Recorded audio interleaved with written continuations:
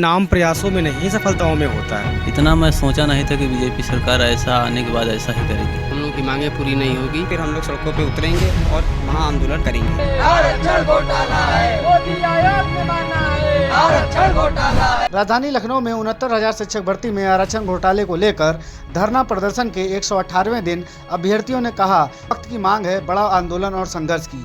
योगी सरकार में आरक्षण पर लगातार कुठाराघात हो रहा है, धीरे धीरे आरक्षण को खत्म करने की साजिश हो रही है। इतना मैं सोचा नहीं था कि बीजेपी सरकार ऐसा आने के बाद ऐसा ही करेगी। इन्होंने जिस तरीके से बोला था कि सबका साथ सबका विकास होगा, इसलिए इन्होंने इतना घटिया काम किया कि अब हम लोग तो पूरी ज़िंदगी में कभी भी इनको बीजेपी को वोट नहीं देंगे।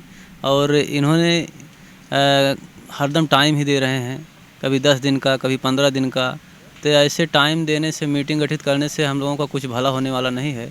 मैं यही कहना चाहता हूं कि जितनी जल्दी से जल्दी हो सके सरकार को, कि जल्द से जल्द हम लोगों की काम को पूरा किया जाए, अन्यथा बहुत दिक्कत आ जाएंगी। अपने घर पर वालों को भी उम्मीद है कि क्या कहते हैं हमें न्याय मिलेगा, और सरकार से यही उम्मीद है कि जल्द से जल्द हमें न्याय दे, क्योंकि 119 दिनों के धरना देते देते और अब हम लोगों ने डिसाइड किया है कि हम लोग महा आंदोलन करेंगे।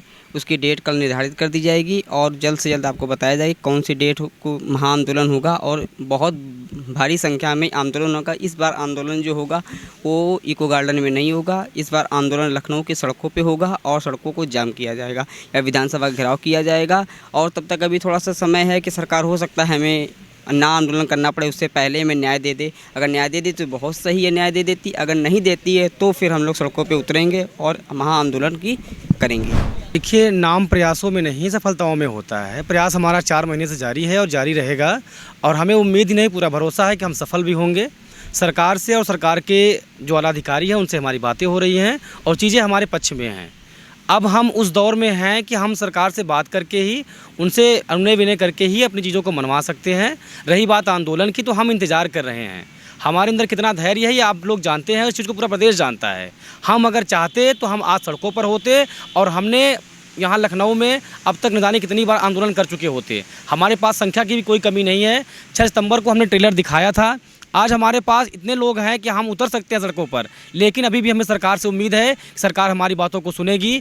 कल 3 से 5 प्रेस क्लब में हमारी प्रेस कॉन्फ्रेंस है, वहाँ से हम आप लोगों को बताएंगे कि हमारी महाआंदोलन की डेट कब घोषित होगी। और हम अब इस बार महाआंदोलन जो करेंगे वो सरकार को बताने का काम करेंगे कि हम अगर यहाँ पर शांतिपूर्ण तरीके से, गांधीवादी तरीके से अगर बैठे हुए हैं, तो इसका मतलब ये नहीं कि हम कमज़ोर हैं या हम कम हैं। हम पिछड़े दलित ज़रूर हैं, लेकिन हम कमज़ोर नहीं हैं। हम सड़कों पर उतरेंगे और अपनी ताकत दिखाएंगे। चूँकि हमारे हक को आप टाल सकते हैं, दरकिनार कर सकते हैं, लेकिन देने से मना नहीं कर सकते हैं। जो हमारा राइट है, संवैधानिक अधिकार है 27 से 21 का, जो इस भर्ती में मिलना चाहिए था वो नहीं मिला है, वो हम लेकर रहेंगे। बिना लिए हम लखनऊ से ना तो गए थे, ना जा रहे हैं और ना ही जाएंगे। अपना अधिकार लेकर जाएंगे और लेकर जाएंगे।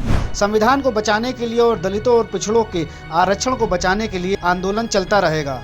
जब तक सरकार हमारा हक नहीं दे देती, हम लोग संवैधानिक मांग कर रहे हैं। इसलिए वक्त लगेगा और सरकार को हमारा हक देना पड़ेगा। हम लोगों के हौसले में कोई परिवर्तन नहीं आया है। जब तक मांगे पूरी नहीं होंगी तब तक इको गार्डन से हटेंगे नहीं। देखिए, हम लोगों का शांतिपूर्ण वार्ता हो रही है और हम लोग का धरना भी चलता रहेगा जब तक हम लोग की मांगें पूरी नहीं होगी। हम लोग घबराने वाले लोगों में से नहीं है कि घबरा के कोई ऐसी बात कर दें कि हम लोग का धरना समाप्त हो जाए। हम लोग शांतिप्रिय तरीके से धरना करते थे, धरना करते हैं और करते रहेंगे। सरकार हम लोग की बात सुनेगी, क्यों नहीं सुनेगी। सरकार हम लोग ने सरकार को बनाया है तो हम लोग की बात सुनेगी। हाँ, लेट हो रहा है, कोई दिक्कत नहीं, लेकिन सरकार को भी सोचना पड़ेगा कि हम पिछड़े दलित हैं, तो हम लोग के वोट से ही सरकार बनी है, तो सरकार को भी हम लोगों के बारे में सोचना चाहिए। और सरकार से बात भी चल रही है।